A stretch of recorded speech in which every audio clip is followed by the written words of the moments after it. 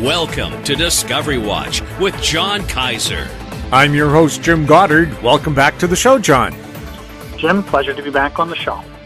John, are Brazilian farmers starting to adopt Verde Agritech's potash alternative? Well, Jim, I last talked about Verde Agritech on January 8th of this year, and the ongoing question has been, when will Brazilian farmers start to embrace K Forte, their alternative potash product, so that the market starts to believe the vision that the company outlined in its November 2017 pre-feasibility study? Now, the pre-feasibility study imagined a three-stage evolution from 600,000 tons per annum going to 2.5 million tons per annum and eventually to 25 million tons per annum, all funded by internal cash flow after an initial $3 to $5 million needed to get the 600,000 ton per annum capacity up and running. And what that press release said, or that the technical report came out with based on all the assumptions, was that at an 8% discount rate, the net present value was going to be US $2 billion, which when you look at 50, 60 million shares fully diluted, that would be a $40 to $50 stock price for this company, which subsequent after this came out, they actually managed to trade as low as 25 cents. It's around $1.70, 80 right now, but I think we are really getting close to a tipping point happening. So that's why I'm going to backtrack a bit and explain what this story was all about. The company got into this potash business in 2008 when it staked this vast tract of land that hosts a belt of something called glauconite, and that's a bluish-green rock that was created in a marine setting ages ago. It's so large, there are billions of tons of this there, that when you use Google Earth, you can actually see the green trace of where this material is located. Now, glauconite is the technical scientific word for it. It is a silicate that has a potassium inside of it, but because it's a silicate, it tends to be locked up and not readily available for liberation, compared to the potassium that's locked up in the sylvanite evaporite beds that are mined in Saskatchewan and that are the primary source of the potash, that the potassium chloride, KCl, that farmers put on their crops. Now, glauconite has also been known as green sands, and it's known to occur around the world, but what's unusual about the Brazilian deposits is that they run 9 to 11% of K2O, the primary form of potassium. So the company 10 years ago looked at converting this into potassium chloride, spent a lot of money on it, took it to pre-feasibility study, but by the time they had done that, the price of potash, which had soared to $800, $900 a ton in 2007, 8 to 9, it had collapsed back below $300. So the Cambridge process, it wasn't worth anything. And it looked like the product was going to become just a niche product for the organic farmers. They had figured out a way long ago that we find to convert this material into something they call thermal potash, but it involved calcining energy input. And it looked like it's just going to be a small story that really did nothing to change Brazil's 90% import reliance on potash. But about 5-6 years ago, while their agronomists were doing more studies on comparing how the thermal potash worked compared to potassium chloride, one of their control plots, which just had ground up Verde slate, as they call it in Brazil, it was having a crop yield as good as the ones that had potassium chloride in it and the thermal potash, and that was really puzzling. So they dug deeper into this and discovered that there's actually a trove of literature about how microbes and root secretions have some sort of strange symbiotic relationship that enables silicate materials like this to release their potassium. And of course, putting tons of potassium chloride onto crops and vegetation, and that's only less than 100 years old. So, and we know that plants have been on this planet for quite a while. So obviously the plants had a way of acquiring the potassium, and that's one of the three key nutrients, nitrogen and phosphorus being the other two, and that's why the companies managed to get that symbol NPK for its company. So once they realized that, they said, wow, all we need to do is quarry this stuff, grind it up, put it in a truck, deliver it to the farmer, and he can spread it on his fields. And so they did that pre-feasibility study, which came up with this, huge valuation of scaling up production over a 36-year period, producing 25 million tons per year from a resource that was billions of tons at surface. But the question then became, well, how soon would the farmers adopt this? And farmers aren't noted for embracing new ideas unless it somehow makes them financially better off. In the first year when they started production in 2018, they had teething problems with the production circuit, which they figured out. The following year, they got some sales going, but then they didn't get in any serious business the next year, because after the few started it, they realized they didn't have a proper marketing program. So they fixed that in 2020 and dealt with another issue, getting repeat business. So they were only getting repeat business from 45% of their customers, and that's no good. So they dug into that and realized, well, they have to ship 6 times as much volume to the farmer. It has to be applied in a different way than the KCl. It doesn't have to be applied as frequently because it dissolves more slowly. It makes the nutrients more slowly available to the crops, whereas the salt-based potassium chloride releases it rather quickly in the acidic soils pounded with torrential rains in Brazil. And they realized they needed to do a lot of hand-holding with these farmers to get them to work their way through this stuff and make the repeat orders. And so last year they were up to about 500,000, close to 500,000 tons per year output. Their nameplate capacity for their Plant 1 facility is 600,000 tons, but with logistics and that, they can't really do more than 500,000 tons per year. And they had a permit in place for building the 2.5 million ton per annum plant, but Brazil, with its inefficient permitting system, that wasn't really happening, and it didn't matter because they weren't growing the sales through repeat business snowballing the total volume. But this year, something different has happened. They just reported very unusual results for the third quarter.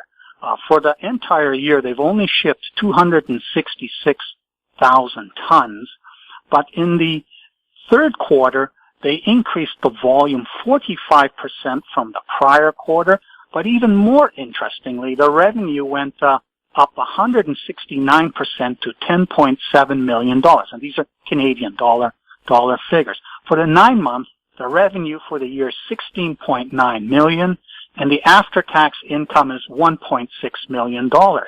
But what's weird is if you look just at the third quarter, the profit was $3.2 million. And the reason is that something has happened in the potash market, and potash prices are not really easy to find. The few outfits that collect them sell it at exorbitant prices and don't let anybody really publish them on their websites. And so potash prices have been invisible to the market in terms of what they have done. They've sort of stumbled along at the 200 to 250 range, and for CFR Brazil with the port handling and transportation costs, it was $250 to $300 a ton. But starting about May, June of this year, the price of potash has gone through the roof. It's almost a repeat of what we saw in 2008 when potash prices went way up. And this time around, part of the problem is Belarus, which is one of the major suppliers in the world, And of course, with the way it stole the election and has been grabbing people out of the air and kidnapping them and basically Lukashenko's running the country as a thug. Europe has imposed sanctions on Belarus, and this has made it difficult for banks to provide funding for purchasers of Belarusian potash. And the Russians who are Putin's protecting Lukashenko, they've been quite happy to see the shortfall of coming as a result of Russian potash not coming to market. They've been happy to profit with the higher price. So now we're seeing CFR prices in the 650 to 800 per ton level in Brazil. And this is very interesting for Verde Agritech, because Verde Agritech adopted a strategy of parity pricing. In other words, they were going to sell its K Forte product to the farmers at the same price as they were paying for the potassium chloride imported from these other parts of the world. And of course, they would adjust it for the fact that they have to ship 6 times as much volume, and the farmers would have to apply that. So they would make all these adjustments, but they had a strict policy of parity pricing.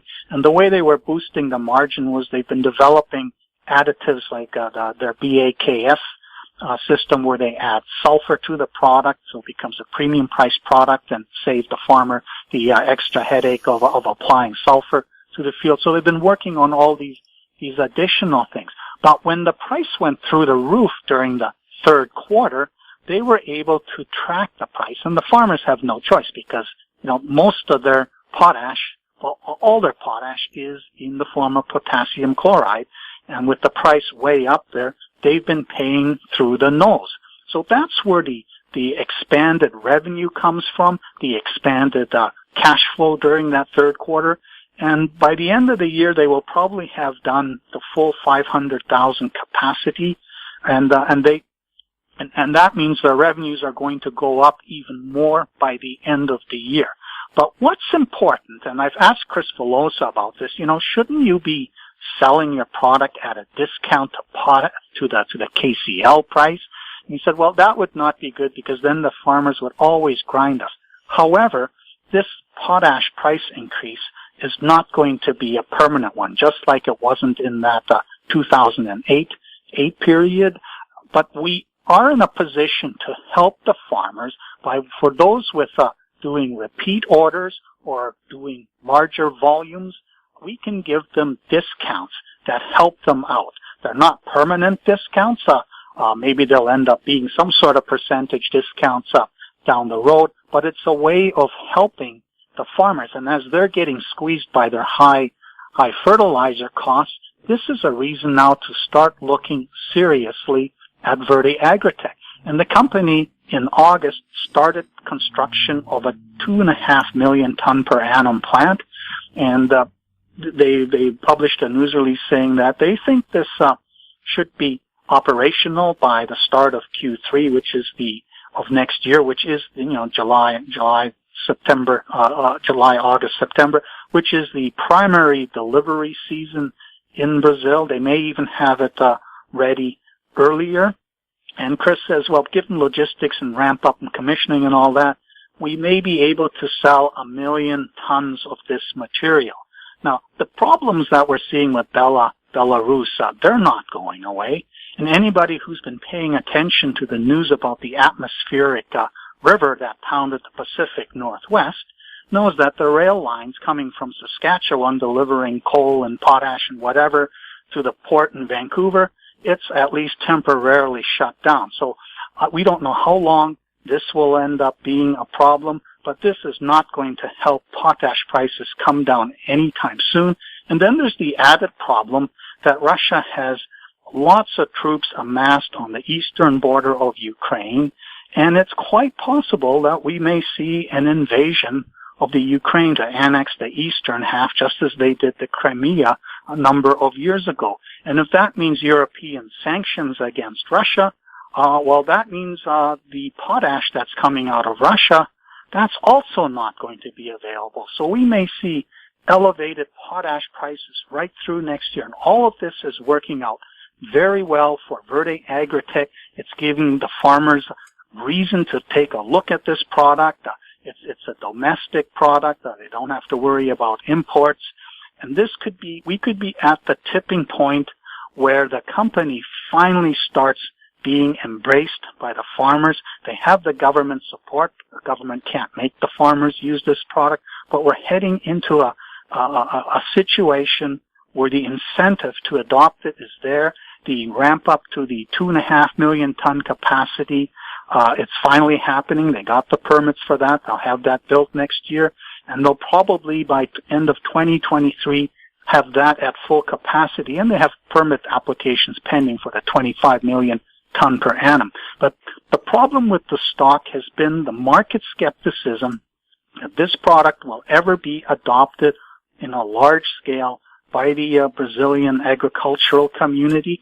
And once the market starts to believe this, it will telescope all those types of projections that you see in the in that pre-feasibility study into the present, and this becomes a growth stock which gets priced on a very high price to cash flow multiple, much higher than an industrial company, because this becomes a growth company. So I wouldn't be surprised if this stock blazes through into the $5 to $10 range. And if they were to then get onto a bigger exchange, such as say the New York Stock Exchange type of venue, then you would see a much bigger audience come in, and this thing could end up being that $40 to $50 per share that's implied by the PFS numbers. Which, the problem with them was that when was the timeline going to become reality where these the ramp ups and that happening? Well, we may have finally gone through those teething years of adoption of them getting their method together, and now we have this external circumstance creating extra incentive for the farmers to start adopting the Verdechi slate, the K Forte product. And this doesn't even take into consideration these other technologies they've been working on. You ask yourself, Agritech, well, what's technological about grinding up a rock and dumping it on the fields? Well, they're working on all kinds of interesting stuff. And when that starts coming out, then you'll see this thing even get a technology type premium. So Verde Agritech right now finally seems to be at that tipping point of going exponential in the market. We'll have more with John Kaiser right after this. Media recognition from Bloomberg, Reuters, recycling trade publications, patented process for 100% recovery of critical metals, including cobalt, lithium, nickel, manganese, aluminum. American Manganese is focused on recycling lithium-ion batteries for electric vehicles. American Manganese trades on the TSX Venture, AMY, the US, AMYZF, and Frankfurt 2AM. For more information, visit AmericanManganeseInc.com or phone me, Larry Ray, at 778-574-4444. Welcome back. We're speaking with John Kaiser. John, did Scandium International ever raise the $10 million it needed to execute its critical metals recovery and high purity alumina strategies? Well, the very simple answer is that Scandium International has not raised a penny. I last talked about the company on August 4th, after the company had published an updated corporate presentation in which it presented revenue and cash flow estimates for the critical metals recovery project that it was going to do with the Nevada Gold Mine joint venture between Barrick and Newmont at the Phoenix copper gold mine in Nevada. And this deal originally involved Barrick and SCY operating a CMR recovery plant on a 50-50 basis. The plant was going to cost, SCY itself was going to be responsible for the refinery, which was going to be outside the Phoenix site. Just the ion exchange facility would be within the Phoenix site. And this would produce a concentrate that containing nickel, cobalt, and other metals like scandium. And then there would be some sort of transfer pricing by which SCY would purchase the concentrates from the joint venture and then upgrade them in their refinery into battery material grade nickel nickel sulfate and cobalt sulfate and take out the scandium itself and use that as to help it with its strategy of incrementally building the offtake market for aluminum scandium alloy. And this was a way of dealing with that chicken and the egg problem where there aren't enough offtake orders there to justify putting Ningen into production at 35 tons per annum. But with Rio Tinto and its Sorel Tracy facility building up, 10, 15, maybe 20 tons a year from cleaning up the titanium waste stream, and maybe the same coming from some of these operations, CMR operations that SCY would eventually get going, we could get the scandium market to that 50 ton per annum tipping point where it makes sense to fund development of a project such as Ningen. Now, the other thing that SCY had outlined was a plan to make high purity alumina on a 100% basis. They filed patents for using ion exchange and other methods to convert simple smelter grade alumina or the fluid feedstock that sits in the middle between converting bauxite into alumina, and you siphon some of that off and they can strip it out and make that 4 nines, 5 nines purity that's required by the battery market, and the HPA is used in the separators within the lithium ion battery. And of course, it's also used by the LED sector, which continues to grow, and most LED production is now done in China, which also dominates the lower quality HPA production, whereas the higher quality production is done by outfits in Japan, which use refined, very highly refined aluminum to convert back into aluminum oxide, which is what alumina is. Now, the problem with this plan that they announced was that the CMR study was going to cost $2.7 million. The refinery study was going to cost $1.5 million. The HPA plant study was going to cost $1.8 million. They had about $1 million in accrued liabilities. And if you throw in some extra money so that they can properly promote the company, they needed to raise about $10 million Canadian. And given that these things were all scalable and repeatable in a very big way, the market's expectation was, okay, they're going to find some deep-pocketed investors with vision who are going to put up this $10 million, never mind if it's at 15 cents, 20 cents, and, significant dilution, pump it up to $400 million shares or so fully diluted. Once that financing was in place, the stock could then run. The worry about where's the money going to come from would disappear, might get into the 50 to 60 cent range.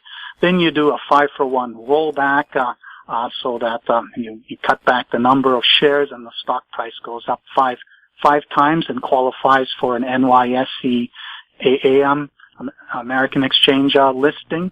And then all of a sudden it's available to the entire U.S. market. And since this is also a growth story where you can repeat the Phoenix CMR operation over and over again at all these copper oxide SXEW operations that Freeport and Asarco own in Arizona, and also the ones that exist in the rest of in Latin America. This is a very, very big story with huge growth potential. But the company couldn't persuade anybody because there were too many moving parts. And what happened was that Barrick, when they initially did this deal earlier this year before it was disclosed, it was keen about the nickel cobalt recovery, which is why they said this is what we're going to primarily go after. But the metallurgists at the Phoenix mine and SCY CTO Willem Divestein, they've been working together now for quite some time. And as they studied the raffinate and what it took to get it out, it became apparent that there was really an awful lot of aluminum dissolved in the raffinate. And aluminum dissolved in the raffinate is a problem. It comes out during the first leach cycle. It isn't recovered because it isn't worth anything. But when it goes back into the heap leach pile with, replenished acid, its presence gums up the leach cycle. It makes it more inefficient. So it is a huge headache for Barrick Newmont at the Phoenix mine. It's also a huge headache for everybody else. And when they looked at this very closely, they said, we don't need a refinery to make 4N, 5N HPA from this aluminum. We set up our ion exchange cells within the Phoenix site. And once Barrick saw the numbers and also the fact that they would benefit from the removal of aluminum from their leach cycle, they said, okay, let's turn this around. Let's make this a 50-50 operation. Our primary target metal will be HPA. We'll look at all these others later when we get this underway, and we'll share the costs and the revenues and cash flow 50-50. We don't have to worry about you guys finding a site somewhere in Texas where you can build a refinery and deal with the complexity. This is simple. We don't need to worry about what sort of fights we're going to have about transfer pricing when we sell the concentrate out the Phoenix mine gate to your refinery. This will be all in-house. Our people will run it. You will provide the IP. If this study confirms all of this, we will build this and operate it. And of course, the thing with Barrick is they do not have any other copper SX-EW operations, but this also creates ESG credits. And there's also the possibility that if you can turn the aluminum into a source of cash flow, right now it looks like the reserves for the oxides, where there isn't any gold at the Phoenix mine, maybe has 8 years mine life, but that's using whatever cutoff grade they're using right now. You could actually run this a lot longer than 8 years if you lower the copper cutoff, and the aluminum's probably going to be the same, whether the copper grade is 0.4% or 0.15%. Well, in this SEY published either yesterday or today, I found it today, an updated corporate presentation where they show that the capital cost of this new HPA primary CMR facility is $70 million compared to $100 million for the combined refinery CMR plant that they had published in July when they put out that corporate presentation. This means, of course, the refinery itself is a $30 million price tag, but for a 2,500 ton per annum HPA capacity, based on current HPA prices, that's about $60 million US in revenue and about $45 million EBITDA cash flow, which is very sizable if you get half of that. So with CapEx at $70 million, that's $35 million for both parties. And my impression is they are being conservative with that 2,500 ton per annum capacity. I suspect that sometime in the first quarter of next year or second quarter, they'll provide an update of what they figured out. It might even be 5,000 ton per annum. The capital cost is not going to double, but the revenues and cash flow could double. So this could be a very serious equation, and they only need to, at this point, to come up with $1.5 million. That is their share of the $2.7 million estimated U.S. estimated cost of this study. They haven't revealed where they are in the study. Maybe the 15-month clock starts ticking now. I suspect they may be a little bit more advanced than that. But instead of having to go raise $10 million, if SCY management can secure agreement from its creditors, which happen to be themselves, to defer payment of these accrued salaries to, say, a year or so from now, or when a more substantial financing is done, all they need to do is go out there and get $1.5 to $2 million financing to get this ball rolling. Then the hesitancy that we're seeing in the market, where nobody wants to buy the stock because they don't know when at what price $10 million will be raised.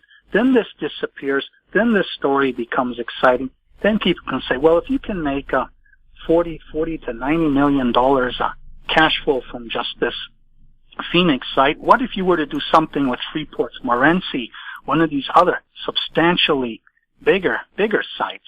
And if it clearly demonstrates that you can get this aluminum out and make money from it, who wouldn't want to do this? And if you have your patent protection by, say, the second half of next year when the zone for getting those patents arrives, well, then you guys become a very substantial growth company. And that's, again, the vision of they get this all together, the study gets underway, news starts coming out that it's looking like Barrick may want to make a decision to build this. Under those circumstances, coming up with $35 million, half of the capex, is not going to be difficult. But it also becomes the kind of story where not the Bay Street guys, but more the American financial sector, when they see this, they'll adopt this, and if they've managed to do that rollback and get onto the New York Stock Exchange with a listing there, then you have a completely different ballgame for this company. So the failure to raise $10 million for the original plan, which had a number of moving parts, all of a sudden they've rejigged it. They've got something simpler. They've got Barrick as the basic motivated party to make this happen because of the benefit it gets removing the aluminum. If it can actually make money removing the aluminum, so much the better. This story finally has legs, and all we need to do is see them raise this next round of money so that they can pay their share of the study. John, thank you so much for the update. You're welcome, Jim. We've been talking with John Kaiser, his website, kaiserresearch.com. I'm Jim Goddard. Comments made on Discovery Watch are an expression of opinion only and should not be construed in any manner whatsoever as recommendations to buy or sell any financial instrument at any time. Archived online at howstreet.com. Discovery Watch is a production of How Street Media Incorporated.